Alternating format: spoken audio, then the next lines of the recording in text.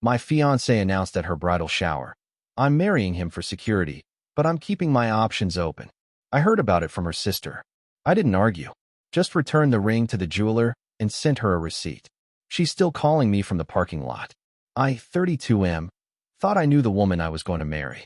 6 months of planning, deposits paid, invitations sent. Everything was perfect until her sister called me last Tuesday night. The phone rang at 11:47 p.m. I remember because I was lying in bed, thinking about our honeymoon plans, when her sister's name flashed on my screen. She never called me directly, especially not this late. Her voice was shaky when I picked up. She told me she needed to talk to me about something that happened at the bridal shower earlier that day. My fiancé had thrown quite the party. 30 women at her best friend's house, champagne flowing, gifts piled high. I'd been at my bachelor party the same night, celebrating with my groomsmen at a sports bar downtown. Her sister's words came out in a rush.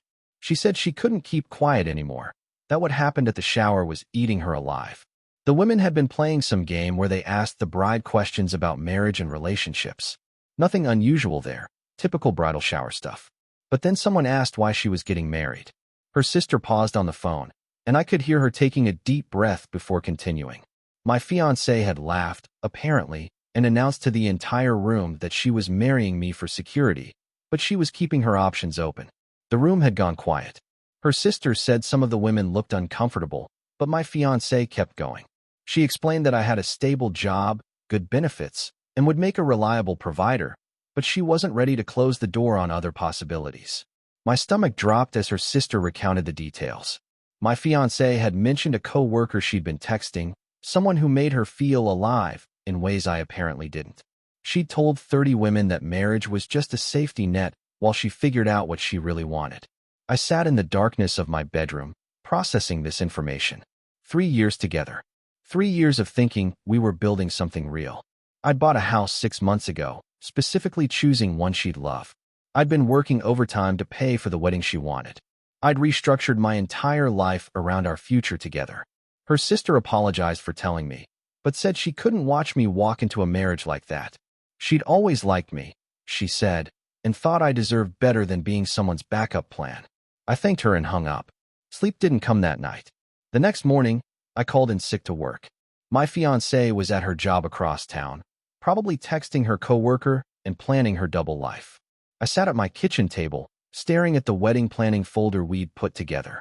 Venue contracts, catering menus, flower arrangements, thousands of dollars and months of planning. The engagement ring receipt was tucked in the back of the folder. I'd kept it for insurance purposes, never thinking I'd need it for this reason. The jeweler's return policy was clear, full refund within 90 days of purchase. I'd bought it 87 days ago. I didn't call her, didn't text, didn't give her a chance to explain or manipulate the situation. I'd learned enough about manipulation tactics from my last relationship to recognize them now. Instead, I drove to the jewelry store downtown. The same salesperson who'd helped me pick out the ring was working. He recognized me immediately and asked if everything was okay. I told him I needed to return the ring. He didn't ask questions, just processed the return and handed me a receipt for the full amount. Back home, I scanned the receipt and composed a simple email. No explanation, no accusations, no drama. Just the receipt attached with a brief message saying the engagement was off.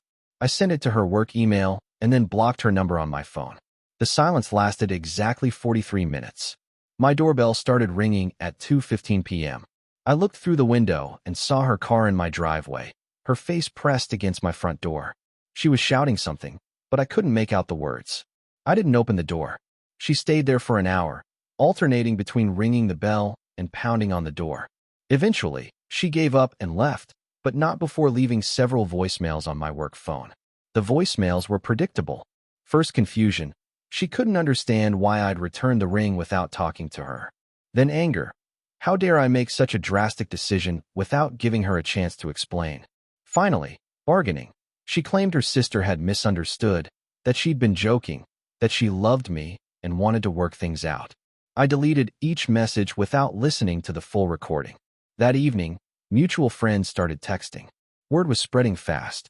She'd apparently called everyone in our circle, painting herself as the victim of my sudden, inexplicable decision. She was telling people I'd had a breakdown, that I was going through something and making irrational choices. I didn't respond to any of the messages. Let her control the narrative if she wanted. The people who mattered would figure out the truth eventually. The next morning brought flowers to my office. 24 roses with a card begging me to call her. My secretary asked if I wanted her to throw them away. I told her to donate them to the hospital down the street. More flowers arrived that afternoon. Then chocolates. Then a singing telegram that made my coworkers stare. I had my secretary intercept everything and redirect it elsewhere. By Friday, she'd shown up at my office building. Security called to ask if I wanted her removed. I told them to let her wait in the lobby if she wanted, but I wouldn't be coming down to talk. She sat there for 3 hours before finally leaving. Update 1. The weekend brought a new strategy. She'd enlisted her parents and several friends to call me. Each conversation followed the same script. She was devastated. She loved me. This was all a misunderstanding that could be fixed if I'd just talked to her. Her mother called me on Saturday morning, crying about how I was destroying her daughter's life. She couldn't understand how I could throw away 3 years over whatever silly thing her daughter might have said at a party. Women say things they don't mean when they're nervous about getting married, she explained. It was just pre-wedding jitters.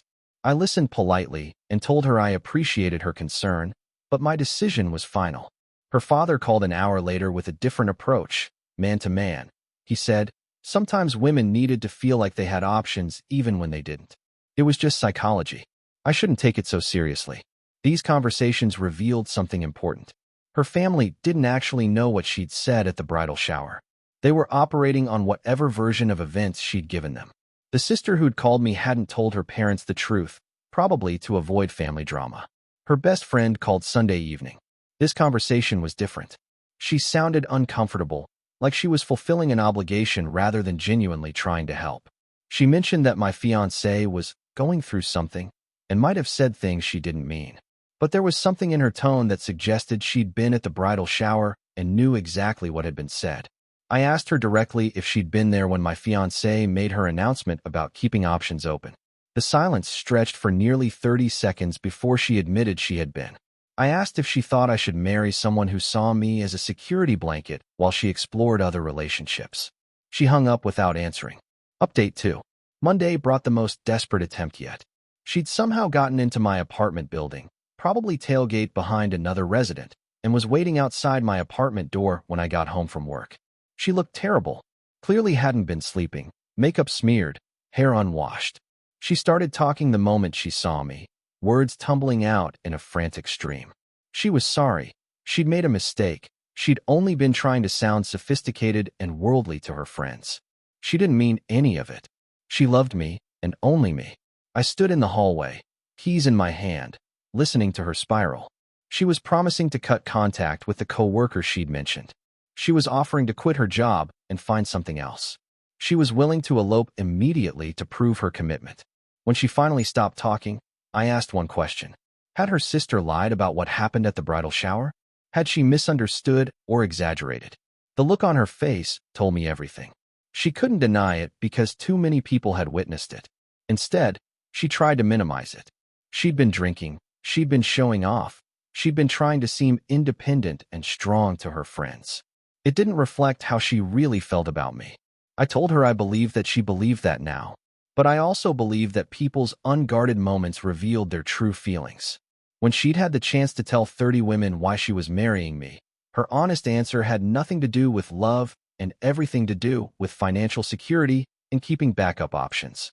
She started crying, begging me to reconsider. I walked past her to my door and went inside. She stayed in the hallway for another hour, but I didn't open the door again. That night, her sister called me back. She'd heard about the scene in my hallway. Apparently, my fiancé had called her immediately after, hysterical and accusatory. Her sister wanted to apologize for the drama, but also to tell me something else. This wasn't the first time. Her sister had been watching this pattern for years. My fiancé had always kept men on standby, always maintained flirtations and emotional affairs even while in committed relationships. She'd done it to her previous boyfriend too, though he'd never found out the extent of it. Her sister had hoped marriage might change her, but the bridal shower had made it clear that wasn't happening. She'd been planning to maintain the same patterns even after our wedding. Update 3. The calls from the parking lot started Tuesday night. She'd apparently positioned herself in the parking lot of my apartment complex and was calling my work phone every 20 minutes. Each call was a new angle, sometimes apologetic, sometimes angry, sometimes bargaining, sometimes threatening to hurt herself if I didn't talk to her. I'd given my secretary instructions to forward these calls directly to voicemail, but she was getting concerned about the threats of self-harm. I told her to contact the police if she was genuinely worried, but that I wouldn't be responding to manipulation tactics. The police did a wellness check Wednesday evening. They found her sitting in her car in my parking lot, surrounded by fast food containers and empty coffee cups. She'd apparently been there for over 12 hours. They convinced her to go home, but she was back the next morning. Building management got involved Thursday. Other residents were complaining about the strange woman who'd been living in her car in their parking lot, making phone calls at all hours and occasionally shouting up at the building. They gave her a trespassing warning and told her she'd be arrested if she came back. She moved to the Starbucks across the street. Friday afternoon, my phone rang with an unknown number. I answered, thinking it might be work-related, and heard her voice. She'd bought a new phone and was calling from the coffee shop, watching my building through the window. She could see my car in the parking lot, so she knew I was home. Why wouldn't I just come talk to her for 5 minutes? I hung up and called the coffee shop. I explained the situation to the manager and asked if they could ask her to stop using their business as a surveillance post. He said they'd been wondering about the woman who'd been sitting at the same table for 3 days, ordering one drink and making constant phone calls. Saturday morning brought a new development. The co-worker she'd mentioned at the bridal shower had apparently heard about our broken engagement through their workplace grapevine. He'd reached out to her, offering comfort and support during this difficult time. I knew this because she called to tell me about it. She thought it would make me jealous, that I'd realize what I was losing and come running back. Instead, it confirmed that I'd made the right decision. She was already pivoting to her backup plan, just like she'd announced she would. Her sister called that evening with an update. The family was starting to figure out what had really happened. Her parents had talked to other relatives who'd been at the bridal shower, and the truth was coming out. Her mother was mortified. Her father was angry that his daughter had treated me like a financial security blanket. They'd stopped pressuring me to reconcile and had started pressuring her to accept the breakup and move on with some dignity. But she wasn't listening to them either. Final update. It's been 2 weeks since I returned the ring. She's finally stopped camping out in my neighborhood, but the phone calls continue sporadically. She's now dating the co-worker openly, posting photos on social media of their romantic dinners and weekend trips. Yet she still calls me every few days to say she's made a mistake and wants me back. Our mutual friends have started reaching out with apologies. The real story has made its way through our social circle, and people are realizing why I left so abruptly. Several have told me they respect how I handled it. No public drama, no revenge plots, just a clean exit when I learned the truth. The wedding venue and vendors were surprisingly understanding about the cancellations. Most had policies for situations like this, and I only lost the deposits rather than the full amounts. The house I'd bought is actually perfect for a single person, and I'm enjoying the space and freedom. Her sister has become an unexpected ally through all this. She's kept me updated not because I asked, but because she feels responsible for the chaos that followed her phone call. She's told me that her sister is already talking about marrying the coworker, apparently having learned nothing from this experience. I've blocked her on all social media and changed my phone number, but somehow she still finds ways to reach out. Last week, she sent a letter to my office. This week, it was an email to my professional account. The content is always the same. She's realized what she lost. She's changed. She wants another chance. But I remember what her sister told me about patterns. This wasn't an aberration or a mistake. This was who she was, someone who collected security while keeping her options open, someone who saw relationships as strategic rather than emotional commitments. The strangest part is that I'm not angry anymore. The first few days were painful, discovering that someone I'd trusted completely had seen me as nothing more than a stable foundation while she explored more exciting possibilities. But now I mostly feel relieved. I could have married her without knowing the truth. I could have spent years wondering why she seemed distant, why she was always texting someone else, why our relationship felt more like a business arrangement than a partnership. Instead, her own words at that bridal shower gave me the information I needed to make an informed decision. She's still calling from parking lots, apparently. Different parking lots now, the coffee shop, the grocery store near my office, the gym where I used to work out. Her sister says she's convinced that if she can just talk to me face to face, she can explain everything and win me back. But there's nothing to explain. She told 30 women exactly how she felt about marrying me, and I believed her. Everything since then has just been damage control. The engagement ring money is sitting in my savings account. Maybe I'll use it for a vacation, or to finish the basement in my house, or to invest in something that will actually provide the security and stability I thought I was building with her. Whatever I do with it, I won't be spending it on someone who sees love as a backup plan.